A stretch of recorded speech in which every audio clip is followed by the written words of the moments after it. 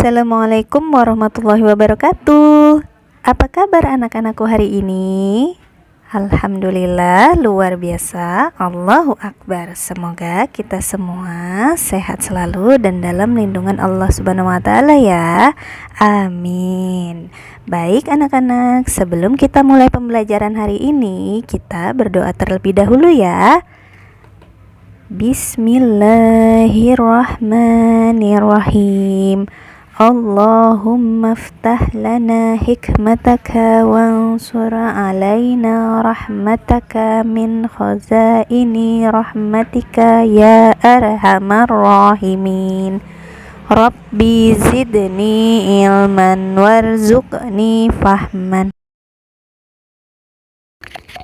Baik anak-anak, pada pertemuan sebelumnya kita sudah membahas yang namanya tauhid ya. Nah, apa sih artinya tauhid? Nah, tauhid itu hanya menyembah sesuatu satu saja, yaitu siapa? Allah Subhanahu wa taala ya.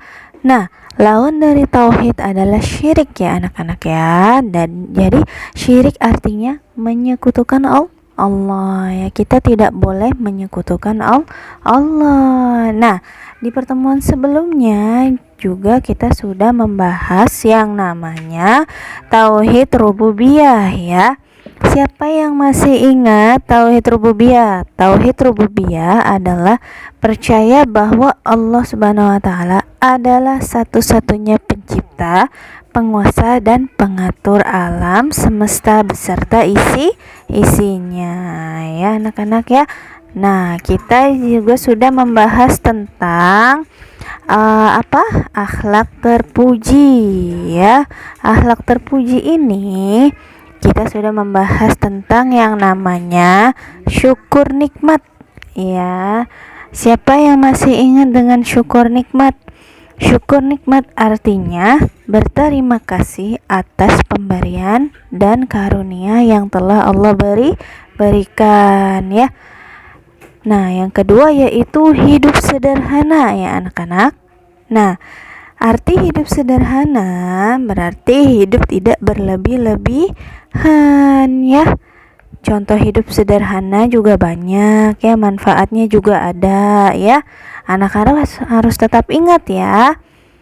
Nah, di sini juga ada yang namanya rendah hati ya anak-anak ya.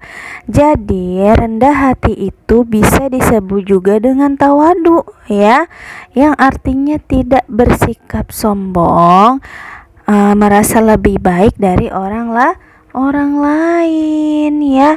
Jadi kalau kita bersikap rendah hati akan mendekatkan diri kita kepada Allah Subhanahu wa taala ya.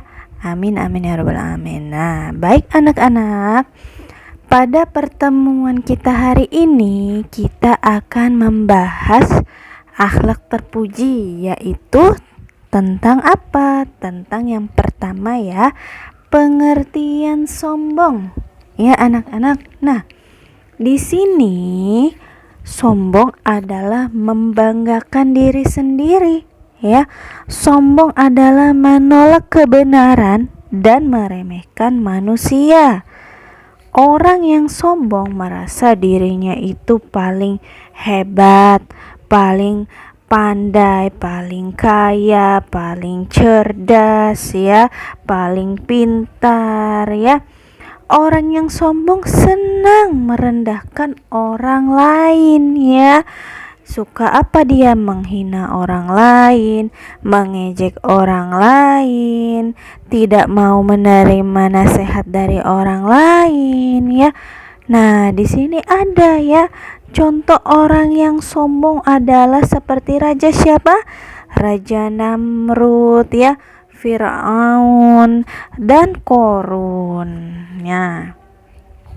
Raja Namrud yang sombong tewas karena hanya satu ekor nyamuk. Tuh anak-anak ya. Nah, serangan bala terjadi, tentara nyamuk terjadi. Raja Namrud masih bisa lari ke istana untuk menyelamatkan dirinya ya. Tapi selama beberapa hari Raja Namrud yang sombong dan zalim ini bersembunyi ya di dalam sebuah ruangan yang semua saluran udaranya ditutup dengan rapat ya. Namun atas izin dari Allah Subhanahu wa taala ada seekor nyamuk yang berhasil lolos dan masuk ke ruangan tersebut dan langsung masuk ke tubuh Raja Namrud melalui hidungnya. Nyamuk itu kemudian masuk ke bagian otaknya ya, sehingga membuat Raja Namrud itu merasakan sakit kepala yang luar biasa ya. Dia sampai tidak bisa menahan rasa sakitnya. Nah, Raja Namrud memanggil tabib kerajaan untuk memeriksanya ya. Akan tetapi tabib juga tidak bisa menyembuhkannya. Nah, hingga pada akhirnya Raja Namrud memerintahkan kepada istrinya untuk memukul kepalanya dengan kuat ya. Awalnya permintaan tersebut ditolak, namun karena Raja Namrud terus meminta dan mengancam akan menghukum mati istrinya, maka dilakukan juga, yaitu memukul kepala Raja Namrud. Dan seperti itu keadaan Raja Namrud hingga akhir hayatnya ya. Itu kisah tentang Raja Namrud. Dia adalah seorang raja yang sombong dan zolim. Lalu dia diberikan apa? Diberikan ujian dari Allah, yaitu apa? Diserang oleh seekor nyamuk ya, hingga apa? Hingga mati ya. Jadi kita tidak boleh menjadi orang yang sombong seperti Raja Namrud ya. Kita tidak boleh ya. Nah, yang selanjutnya yaitu tentang Raja Fir'aun. Nah, Raja Fir'aun ini juga terkenal sebagai raja yang sombong ya. Nah, Raja Fir'aun ini merasa dia itu paling hebat, paling kuat, dan tidak ada yang bisa menandingi dia ya. Nah, karena kesombongannya ini, Fir'aun ini diazab oleh Allah Subhanahu wa taala. Diazabnya dengan apa? Dengan ditenggelamkannya di Laut Merah. Tuh. Dan jasad Fir'aun terdampai di pantai dan ditemukan oleh orang-orang Mesir ya. Dan tubuh Fir'aun dijadikan mumi dan disimpan di piramida ya. Nah, kenapa disimpan ya? Karena akan menjadi pelajaran bagi orang-orang setelahnya ya, agar kita mengetahui sejarahnya ya nak ya. Jadi kita juga tidak boleh mencontoh sikap dari Raja Fir'aun ya, karena Raja Fir'aun ini orang yang sangat sombong sekali ya. Bahkan dia sampai merasa tidak ada yang bisa menandingi dirinya ya. Itu kita tidak boleh mencontohnya ya nak. Nah, lalu selanjutnya ada lagi nih, dikisahkan dalam surat Al-Qasas ayat 76. Seorang hamba bernama Qarun yang merupakan kaum Nabi Musa ya, dia dianugerahi harta yang berlimpah oleh Allah, sampai-sampai kunci dari harta tersebut sungguh berat meskipun dibawa oleh orang yang kuat.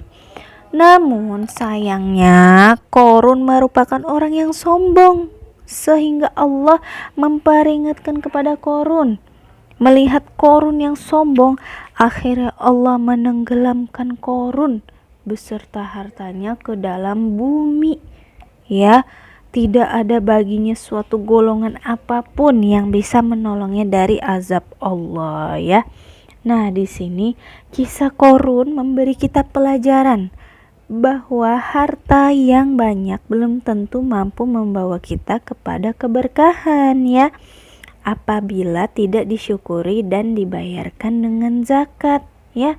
justru bisa membawa kita kepada azab yang sangat pedih ya anak-anak ya. Jadi nak, sebagian harta kita ini adalah milik orang lain. Jadi kita harus berzakat, bersedekah, membantu sesama ya. Kita tidak boleh seperti Korun ya, tidak mau berzakat, dia tidak mau membantu orang, tidak mau bersedekah. Akhirnya Allah telah mengazab dia dengan menenggelamkannya beserta hartanya ke dalam bumi ya. Nah, di sini ada hadis riwayat ya dari Ibnu Mas'ud radhiyallahu an ya. Nabi sallallahu alaihi wasallam bersabda ya, la yadkhulul jannah man kana fi qalbi mithqalu darratin min kibr ya, yang berarti tidak masuk surga orang yang dalam hatinya ada kesombongan seberat zarah dalam hatinya ya. Hadis riwayat Muslim dan Abu Dawud ya. Nah, seberat zarah itu apa Bu? Seberat zarah itu adalah satu biji sawi nak. Jadi kita tidak boleh ya dalam hati kita ini ada kesombongan meskipun seberat biji sawi. Tuh bayangkan anak-anak ya, itu tidak boleh kita sombong ya nak ya.